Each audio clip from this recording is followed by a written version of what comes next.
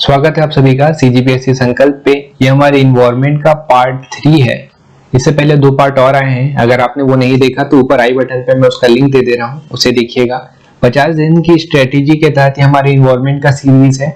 इसके बाद हम लोग ज्योग्राफी की सीरीज और साथ में मॉक टेस्ट भी लगाने वाले हैं। तो अगर आप चैनल पे नए हैं तो हमारे चैनल को सब्सक्राइब करिए, बेल आइकन को भी दबाइएगा ताकि आप हमारी कोई भी अपडेट है मिस ना कर पाए। ठीक है, तो आज के वीडियो में हम लोग देखने वाले हैं बायोडाइवर्सिटी। लेक्चर थोड़ा लंबा हो सकता है क्योंकि बहुत सारी चीजें हैं इसमें बताने के लिए। ठीक है, तो चलिए शुरू करते हैं। सबसे पहले जैव विविधता।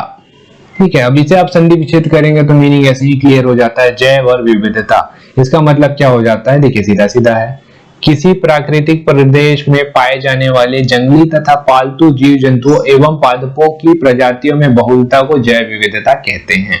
मतलब सिंपल सा है, आपके जीव जंतु है, चाहे वो जंगली हो, चाहे वो पालतू हो या आपके पादप हो, यानी मतलब पेड़ पौधे हो, चाहे उनमें जो विविधता पाई जाती है वही आपकी जैव विविधता कहलाती है। लेकिन ये फिर इतना हॉट टॉपिक क्यों है? हमेशा जैव विविधता सुर्खियों में रहता है।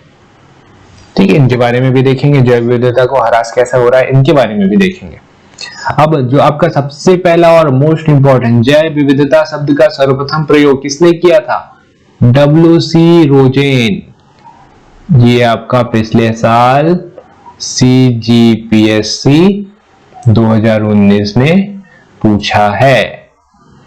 ठीक है, डब्ल्यूसी रोजेन ने सर्वप्रथम जैव विविधता शब्द की रचना की थी। अब आपका क्वेश्चन ये आएगा कि जैव विविधता, भाई इतनी ज्यादा जैव विविधता होती क्यों है?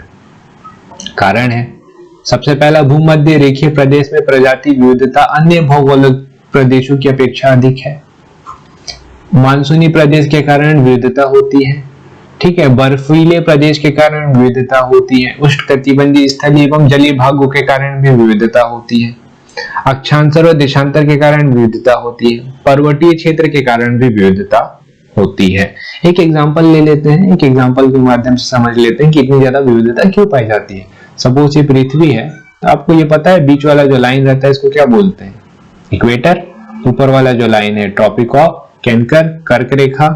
ये वाला लाइन इसको बोलते हैं कैप्रिकॉर्न।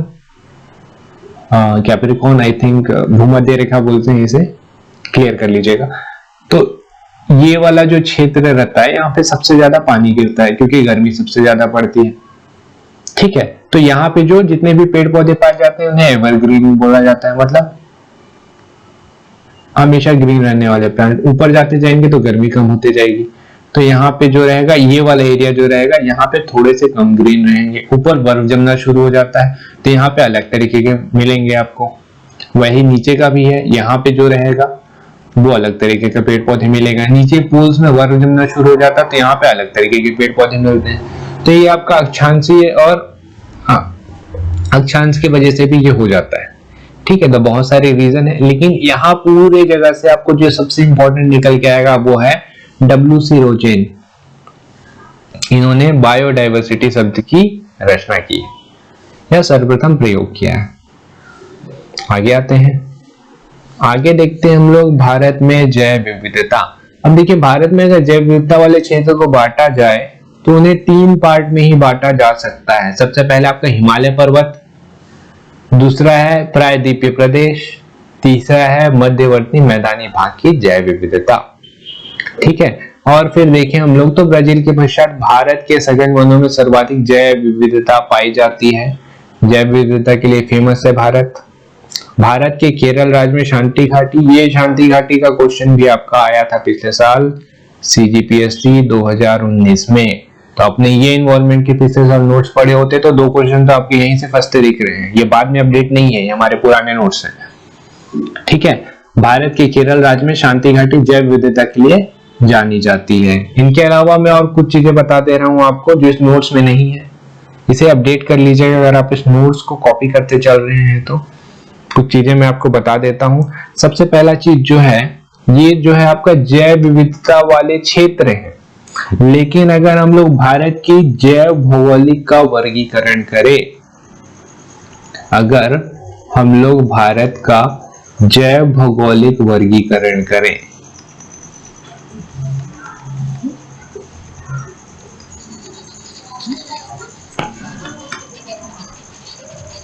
जैव भौगोलिक वर्गीकरण करेंगे, इसे बोलते हैं इंग्लिश में बायोजियोग्राफिक क्लासिफिकेशन। तो 10 क्षेत्र आते हैं इसके अंतर्गत, याद रखिएगा। अगर आपसे जैव विविधता वाले क्षेत्र पूछेगा तो 3, लेकिन अगर आपसे जैव भौगोलिक वर्गीकरण पूछेगा तो 10, इससे क्वेश्चन बन सकता है। कौन कौन से हैं 10 क्षेत्र? सबसे पहला आपका ट्रांस हिमालय,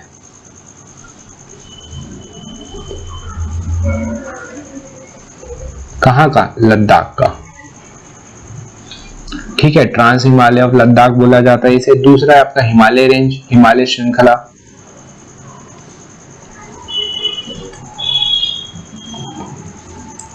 तीसरा जो है, तीसरा आ जाता है आपका टेराई, इसे हिंदी में भी टेराई बोला जाता है। टेराई में क्या आ जाएंगे? जहां से आपका हिमालयन रिवर जो है फ्लो करता है, हिमालयन रिवर जहां से फ्लो करता है उसे टेराई कहा जाता है, ठीक है। चौथा जो क्षेत्र है आपका आ जाता है गंगा ब्रह्मपुत्र का मैदान, गंगा एंड ब्रह्मपुत्र मैदान। पांचवा जो क्षेत्र है वो आ जाता है आपका थार का मरुस्थल।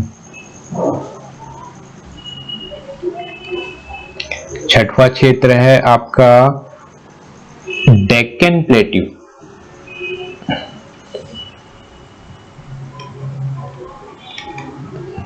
मतलब यहां पे क्या आ जाता है आपका अर्ध शुष्क चारागाह, ठीक है, डेक्कन प्लेट्यू अर्ध शुष्क चारागाह। सातवां जो आएगा आपका नॉर्थ ईस्ट वाला। आठवां नंबर आपका क्या आएगा? वेस्टर्न घाट्स, मोस्ट इंपॉर्टेंट है ये, ध्यान रखिएगा। 9वां नंबर अंडमान एंड निकोबार, और 10वां नंबर तटीय बेल्ट, मतलब आपका तटीय जो एरिया रहता है ईस्ट साइड का और वेस्ट साइड का, दोनों, ईस्ट और वेस्ट दोनों साइड का जो तटीय बेल्ट रहता है दोनों आ जाता है। तो अगर आपसे जैव भौगोलिक वर्गीकरण पूछेगा तो 10 करिएगा, और जैव विविधता वाले क्षेत्र कितने क्षेत्र में बांटा जा सकता है तो 3 करिएगा। दोनों पॉइंट क्लियर है, आगे चलते हैं। जैव विविधता के ह्रास के कारण क्या हो सकता है? आवासों का विनाश हो जा रहा है, अब अपना आवास का विनाश हो जा रहा है तो वो इधर उधर भाग रहे हैं, ठीक है, जिनके कारण वहां की जैव विविधता प्रभावित हो रही है। वन्य जीवों का अवैध शिकार, अब आपको पता होगा काजीरंगा नेशनल पार्क जहां पे 1 हॉर्स राइनो मिलता है असम में, उनका अवैध शिकार होता है, जिसके कारण वहां की जैव विविधता खराब हो रही है। प्रदूषण, सारे तरीके के प्रदूषण से अब पेड़ पौधों को और साथ में जानवर दोनों को असर पड़ता है, तो उनके कारण जैव विविधता प्रभावित होती है। बाहरी प्रजातियों का प्रदेश, अब एक प्रजाति जो है दूसरे जगह से भाग के तीसरे जगह पहुंच गई है, तो अब उस जंगल में अगर वो रह रही है तो वहां की तो जैव विविधता प्रभावित हो गई ना, ठीक है। अगला है रसायनों का प्रयोग, फिर स्थानांतरित कृषि, जिसे झूम कृषि भी कहा जाता है। झूम कृषि में क्या होता है? पेड़ों को काटा जाता है, इंग्लिश में इसे स्लैश एंड बर्न मेथड कहा जाता है। तो पेड़ों को काटा जाता है और उसके राख पे खेती की जाती है। 4-5 साल तक खेती अच्छी होती है, फिर खेती अच्छी नहीं होती है तो फिर पेड़ों को काटा जाता है, जंगल साफ किया जाता है, उनके जड़ों को जलाया जाता है, फिर उसके ऊपर खेती की जाती है। तो इससे प्रभावित हो रही है आपकी जैव विविधता, ठीक है। तो ये है कारण। आगे चलते हैं। जैव विविधता के संवेदनशील हॉट स्पॉट लिखा गया है, इसे स्पॉट करिए, hot spot of biodiversity. Hot spot क्या होता है? संवेदनशील स्थल रहते हैं यहाँ पे, ठीक है, संवेदनशील स्थल रहते हैं जहाँ पे जैव विविधता बहुत सारी पाई जाती है। हॉट स्पॉट या संवेदनशील स्थल शब्दों का सर्वप्रथम प्रयोग यहाँ पे देखिए ब्रिटिश पारिस्थितिकविद नॉर्मन मेयर्स, इंपॉर्टेंट है, जो भी नाम आपको मिल रहे हैं सारे इंपॉर्टेंट हैं, ठीक है। अब देखिए क्या लिखा हुआ है यहाँ पे, विश्व में चिन्हांकित कुल 25 हॉट स्पॉटों में से 2 भारत में है, एक पश्चिम घाट और एक पूर्वी हिमालय। सही है? गलत है, ध्यान रखिएगा, ये पहले था। अभी करंट की सिचुएशन क्या है? अभी करंट की सिचुएशन के हिसाब से पूरे जो विश्व में है 36 हॉटस्पॉट हैं, संवेदनशील एरिया। ठीक है, पूरे 36 हॉटस्पॉट हैं, जिसमें से इंडिया में 4 हैं।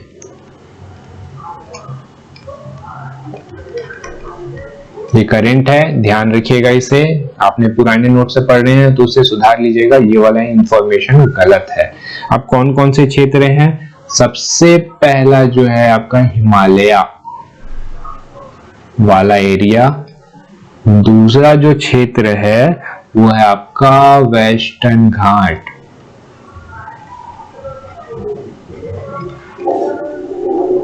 तीसरा जो क्षेत्र है वो है Indo Burma reason.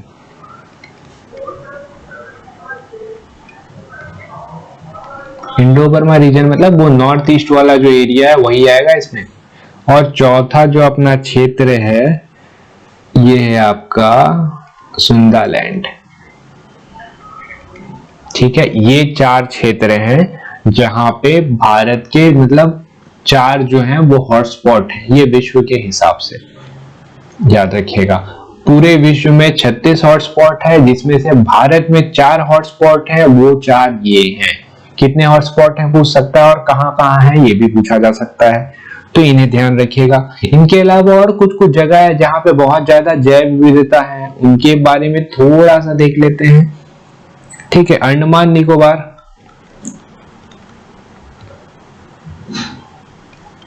Andaman and Nicobar,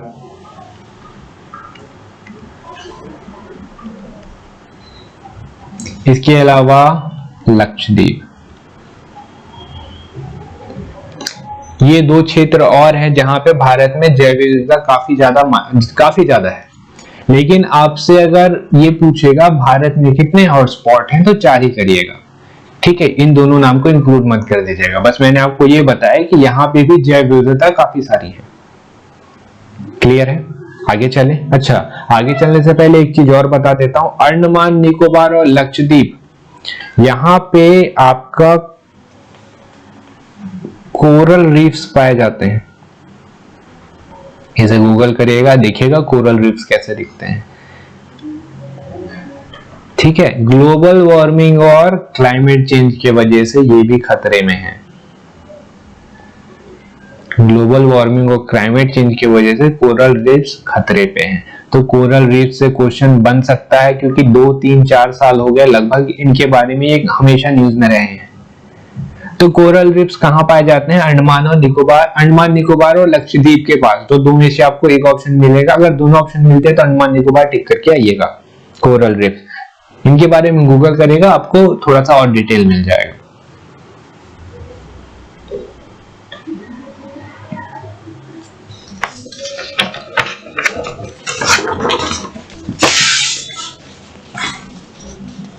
आगे चलते हैं। अगला है आपका विश्व विरासत संधि।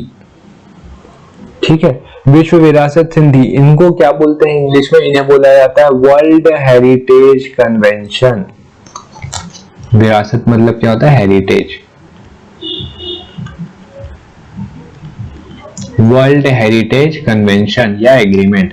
अब देखिए क्या हुआ था, भारत ने वर्ल्ड हेरिटेज कन्वेंशन में साइन किया था। कब किया था? 18 अक्टूबर 1976। ये डेट आपको याद नहीं रखना है।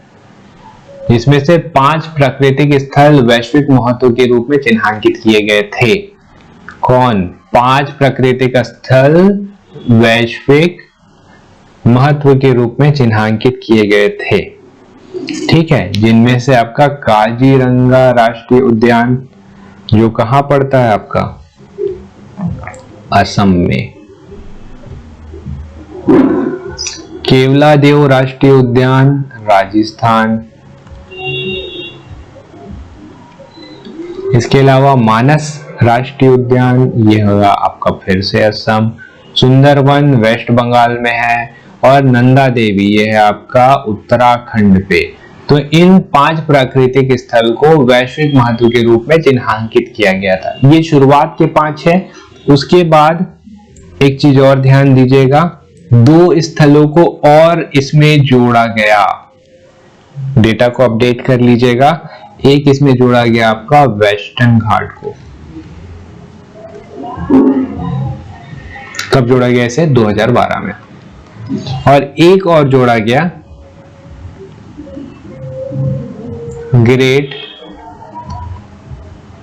हिमालयन नेशनल पार्क, ठीक है, इसे भी जोड़ा गया। तो इन्हें जोड़ा गया आपका 2014 में।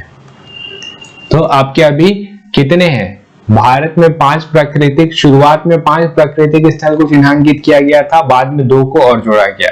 अच्छा, आपके मन में आ रहा होगा कि वर्ल्ड हेरिटेज साइट्स में तो भारत की 38 जो है 38 चीजें आती है, ठीक है। तो हाँ, आप सही है, 38 चीजें ही आती हैं। तो 38 का डिस्ट्रीब्यूशन कैसे होता है? जो 30 है उन्हें कल्चरल माना जाता है, मतलब सांस्कृतिक महत्व की 30 चीजें हैं। 7 जो है वो है नेचुरल यानी कि प्राकृतिक, और जो एक बच जा रहा है आपका, इसे कहा जाता है मिक्स। इस मिक्स में जो है आपका कंचनजंगा राष्ट्रीय उद्यान आता है, ठीक है। तो हमने क्या देखा? ये प्राकृतिक के साथ ये 5 और ये 2, 7 जो है जो वैश्विक महत्व के स्थल के रूप में चिन्हांकित किए गए हैं। और ये जो आपका 30 कल्चरल दिख रहा है, इसी के अंदर आपका आगरा का ताजमहल आ जाएगा, लाल किला आ जाएगा, सांची का स्तूप आ जाएगा। ये सारी चीजें जो है आपकी इस 30 के अंदर आ जाती है। आपको क्या क्या याद रखना है? विश्व विरासत संधि के अंतर्गत ये 7 प्राकृतिक, उसके अलावा टोटल कितने हैं? 38, 30 कल्चरल, 7 प्राकृतिक और 1 मिक्स। क्लियर है? आगे चलते हैं।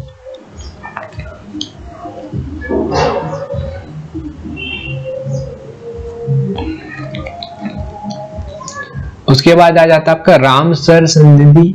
ये हो गया था आपका वेटलैंड में, वेटलैंड जगह है वहां का। ये मेरे ख्याल से शायद ईरान में हुआ था, ठीक है। तो इसमें भारत के 6 क्षेत्रों को चुना गया था। अब ये 6 क्षेत्र कौन थे? मतलब ये 6 क्षेत्र ऐसे हैं जिनका आपको सतत विकास करना है। सतत विकास हमने पहले देखा था। सतत विकास क्या होता है? मतलब अभी आप क्या खनिजों का और संसाधनों का उपयोग करिए, लेकिन भविष्य की भावी पीढ़ी को देखते हुए। ऐसा नहीं कि सतत विकास ना हो और अभी के ही डेट पे अगर आप ऐसा विकास कर रहे हैं कि आपका भावी पीढ़ी को उसका नुकसान भुगतना पड़े, तो आपका सतत विकास नहीं आएगा। तो इनके अंतर्गत जो है करेंटली अगर हम लोग देखें तो भारत के 41 साइट्स हैं, 41 साइट्स हैं जो रामसर संधि के अंतर्गत आते हैं, जिनमें से ये जो 6 साइट्स आपको दिख रहे हैं ये शुरुआती 6 साइट्स हैं, जिनमें से पहला चिल्का झील। आपको पता है चिल्का झील कहाँ है? उड़ीसा। केवलादेव राष्ट्रीय उद्यान अभी हमने ऊपर देखा, कहाँ है आपका? राजस्थान। वुलर झील जम्मू एंड कश्मीर। हरिके बैराज झील ये है आपका राजस्थान। और हरिके बैराज बांध आपका पंजाब में पड़ता है, ठीक है। लोकतक झील ये है आपका मणिपुर में। और सांभर झील ये है फिर से राजस्थान में। ये लोकतक झील को याद रखिएगा, ये आपका तैरता हुआ आई थिंक इसमें, चलिए इसे रहने दीजिए। तो आपको क्या क्या याद रखना है? रामसर संधि के अंतर्गत 41 अभी करेंटली 41 साइट्स हैं अपने पास, जिसमें से 6 जो हैं वो शुरुआती रहे हैं। और आपको क्या याद रखना है? 2 याद रखना है जो अभी करेंटली जुड़े हुए हैं, 2 नए। इन्हीं 41 में ये 2 नए आ जाएंगे, जिनमें से पहला जो है आपका है लोनर लेक। कहाँ है? महाराष्ट्र। लेक्स भी याद हो जा रहे हैं सही में आपको। दूसरा है सुर सरोवर या कितम लेक। सुर सरोवर या कितम लेक, ठीक है। ये कहां पे है आपका? ये है आपका आगरा, यूपी पे। तो क्या क्या याद रखना है? टोटल रामसर संधि के अंतर्गत अभी 41 है, शुरुआत में 6 थे, अभी 2 को नया जोड़ा गया है, जिनमें से एक है लोनार लेक और दूसरा है सुर सरोवर।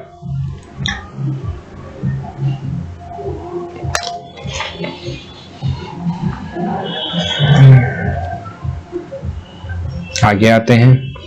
अच्छा, इसके अलावा मैं आपको कुछ और एक्स्ट्रा चीजें बता देता हूं जो हम लोग की इस नोट्स में नहीं लिखा हुआ है, लेकिन मैं आपको उनके बारे में और बता देता हूं ताकि आपको थोड़ा सा आसानी हो। ठीक है, इसे साफ कर लेते हैं।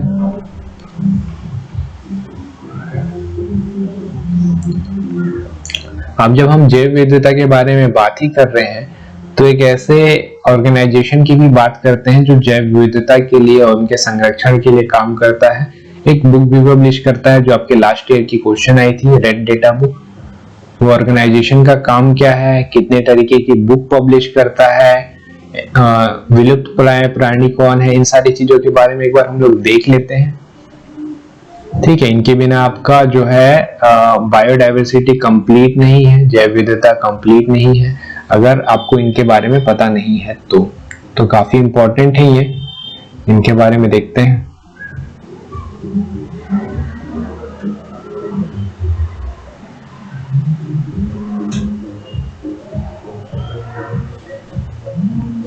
इतना काफी है।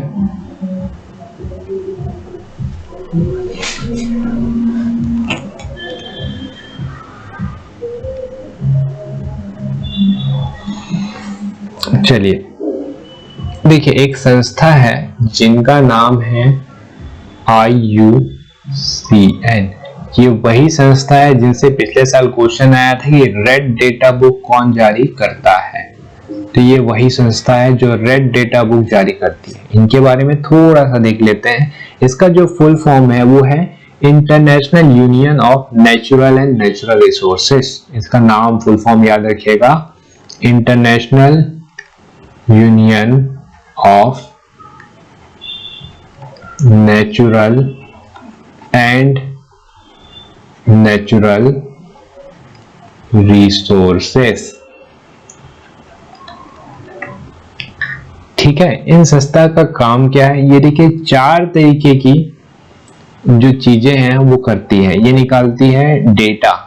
पहला डेटा जो रहता है वो रहता है नॉर्मल स्पीसीज का, मतलब सामान्य जीवों के लिए ये निकालती है। दूसरा जो रहता है ये निकालती है रेयर स्पीसीज के लिए।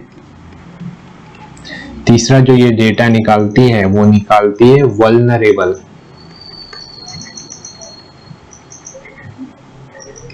ठीक है, और चौथा जो निकालती है वो निकालती है एंडेंजर्ड। इनके बारे में समझेंगे, टेंशन नहीं लीजिए।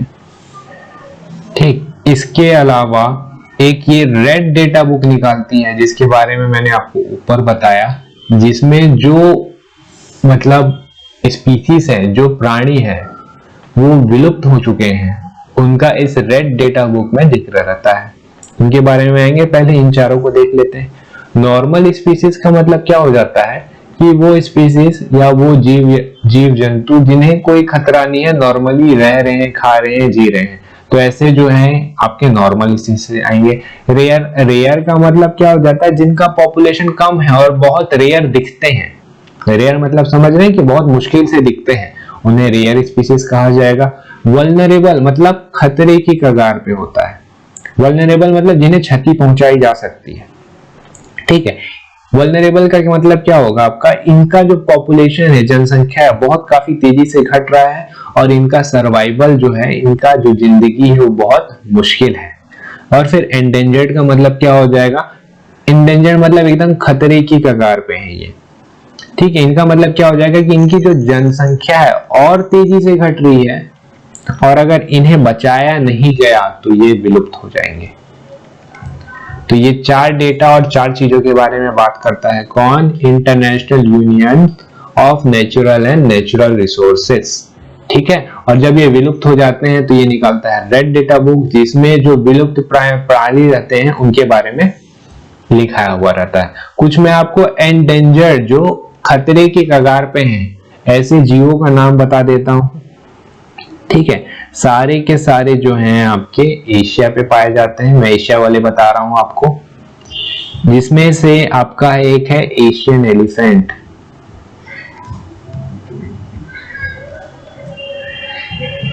ये खतरे की कगार पे है। इसके अलावा जायंट पांडा,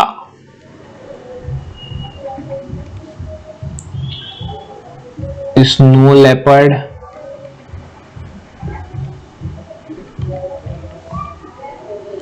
इंडियन बस्टर्ड।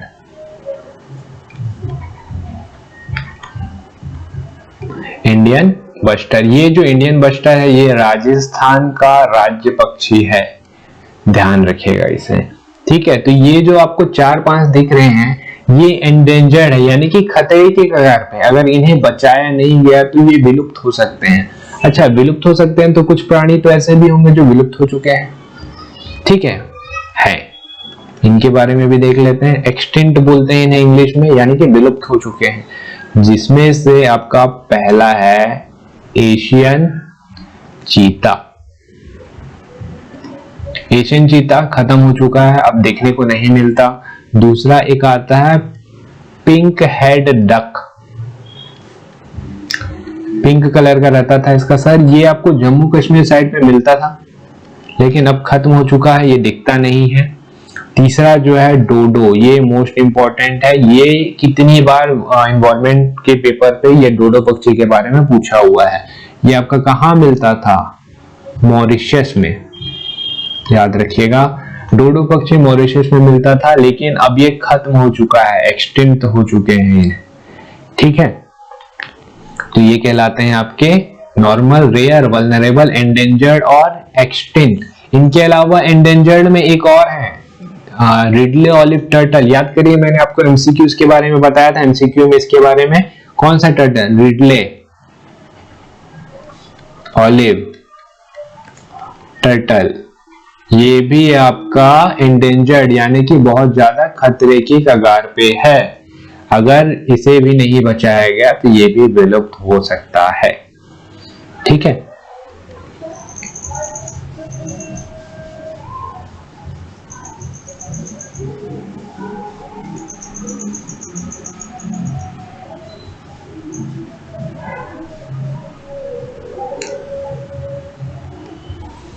इसके अलावा कुछ नेशनल पार्क हैं जहां पे ये जो खतरे के कगार पे हैं इन्हें संरक्षित या सुरक्षित रखा जा रहा है।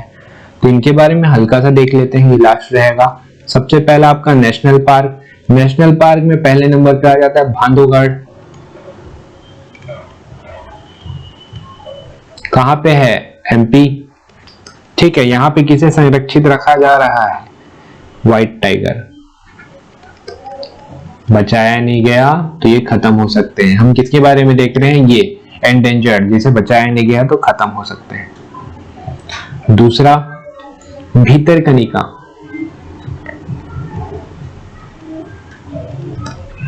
भीतरकनिका ये है आपका उड़ीसा में। यहाँ पे किसे? अभी मैंने आपको बताया Ridley olive turtle. Ridley turtle, इन्हें यहाँ संरक्षित रखा जा रहा है, सुरक्षित रखा जा रहा है। और एक है डेजर्ट। कहाँ पे होगा? राजस्थान में ही होगा ये, और कहीं तो डेजर्ट है नहीं। यहाँ पे किसे? Black buck. अब ये ब्लैक बक क्या होता है? सल्लू भाई याद आया? जी हाँ, वही है ब्लैक बक, काला हिरण। अगला हेमिस नेशनल पार्क, जो कि है आपका जम्मू एंड कश्मीर में। यहाँ पे किसे संरक्षित रखा जा रहा है? Snow leopard. अगला है आपका काजीरंगा नेशनल पार्क, जहां कहाँ है ये? असम में। और यहाँ किसे रखा जा रहा है? वन हॉर्स, एक सिंग वाला गैंडा, वन हॉर्स राइनो। छठवां नंबर का आ जाता है आपका साइलेंट वैली,